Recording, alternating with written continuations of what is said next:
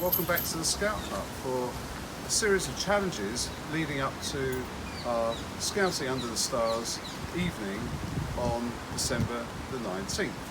We're going to show you some essential winter skills, things that you're going to need to know for an evening around the fire in your garden. So what skills can we teach you and your families? We're going to teach you how to build a couple of winter fires today, a bit of baking, a bit of hot chocolate making, some lanterns, we're going to do some astronomy. And I'm going to hand you over to Louis, our Explorer Scout leader, to show you the Swedish Candle. There are various ways of doing this. You can actually buy these, but we're going to try and make one. It's a really efficient way of having a little campfire. It contains all the fire in one place, and you can, if you get it going for a while, actually cook on the top of it as well. You need the basic piece of a log, ideally a chainsaw. They'll cut it all the way through or halfway down or so, and across, and then 8, so you do 4 cuts. So if you see here, I've got 8 cuts into the wood, and then just to make it a bit bigger, I've drilled it open. And what we're going to do is we're going to light a fire at the top, and it's going to drop down and start burning the inside. And the fins here will allow air to go in and the fire just to drop down, and you have a nice torch here. And eventually we'll just have these sticks up here, and we can put a pot on it or a kettle on it to heat some water or cook on it. Okay, so what we're going to do is going to light a fire on top of the Swedish Candle. I know you've had a session on lighting fires with Skip, but here are a few things. We're going to try and do it naturally. So silver birch is a good tinder. Very paper thin, it probably burns better than paper. This is really dry stuff. You separate it out. You can see how thin it is. It's really lightweight stuff. Crunch that up. So that's good kindling. Another type of kindling, depending on where you are, this is a bulrush. So around ponds and things like that, you can see that opens up. And again, that's good fire lighting material. Something probably less natural, but still relatively natural, is sisal. And just unravel it, and that burns really well. And then if you want to, you can use a fire lighter, but how about using a natural fire lighter? This stuff, this is resin from trees, pine trees, and it's very flammable. And you see, this actually turns in over hundreds of thousands of years, turns into amber, but it's a natural fire lighter. And this is stuff I've collected from pine trees in the past. So I'm going to use a mixture of this, and I'm going to stick it in the hole, and we'll see how we go.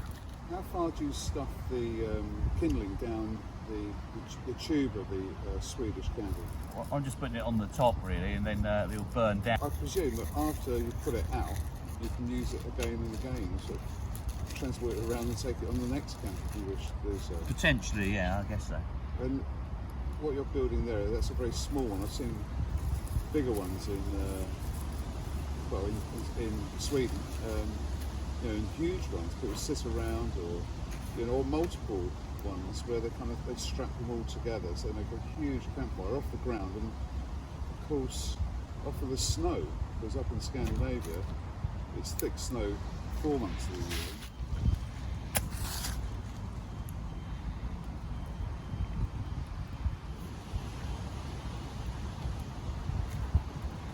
And once you've got it going, I presume it's going to burn down. There's no need to stoke it up with more wood on top. No, it should just burn down. Great smell. That's probably the resin, the burning, you can smell. Really good. So this should drop down and it'll start burning, and then air should come up. So it uses the vents as sort of a vortex, drawing the air up from below. Chimney, yeah. Now, the only concern I have is this is a relatively new log. It probably hasn't been seasoned. If you look at some of the films, there's quite an old logs, and the good thing is the centre is all dry, even if the outside's wet.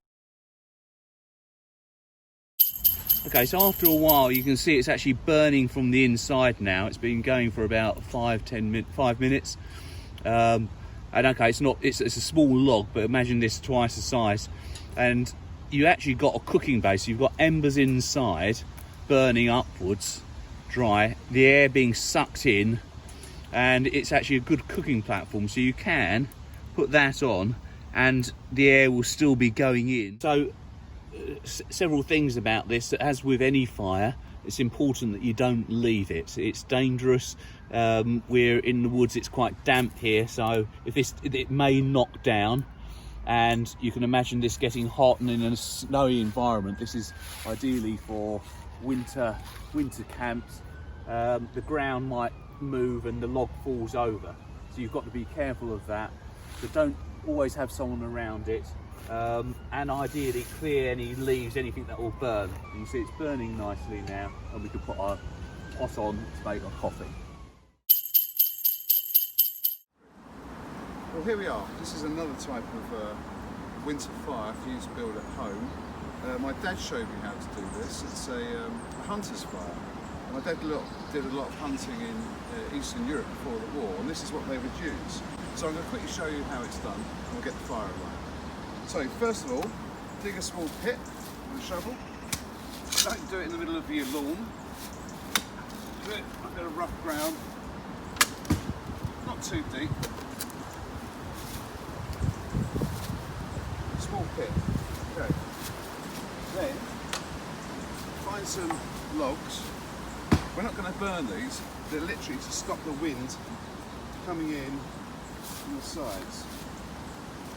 So we place them in a V shape, like so, either side of the pit we've dug.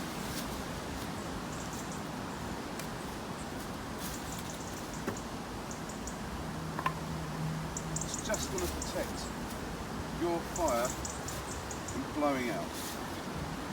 Okay, so I've got some dry leaves here. I've got my little piles of kindling. Something slightly bigger there, building up to these ones this size. So I've got some resin down here which I'm going to try and light.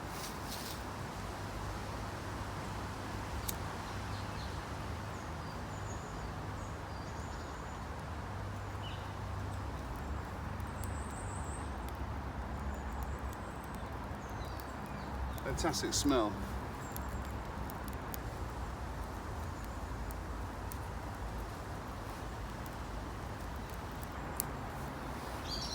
So this will keep you warm on a winter's night. This reflecting the flames out to you if you sat here. It's a low profile fire. It doesn't attract too much attention, but it's sort of buried down in the ground.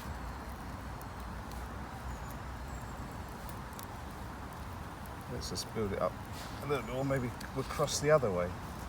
So you make a kind of a lattice of wood. I'm going across this way. Remember, always mind your fingers, and always have adult supervision,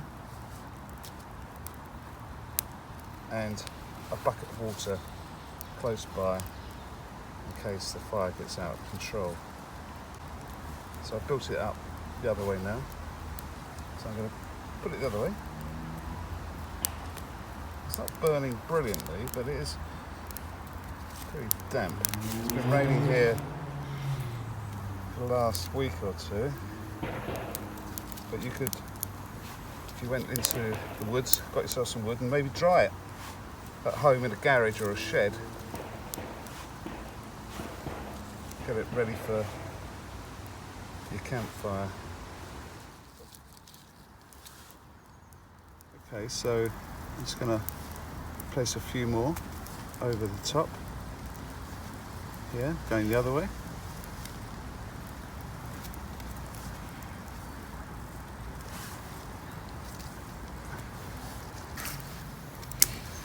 Make sure your wood snaps. If it doesn't snap, it's not dry. Okay, so there you have it. This is the hunter's fire. Something for you to do at home. I could keep building this up make it really big. It's only for demonstration, so I won't. You might like to experiment and try either the two fires we've shown you today, the Swedish Candle or the Hunter's Fire, before we do our event on the 19th of December, Scouting Under the Stars. Two very simple fires which we use in scouting in the winter.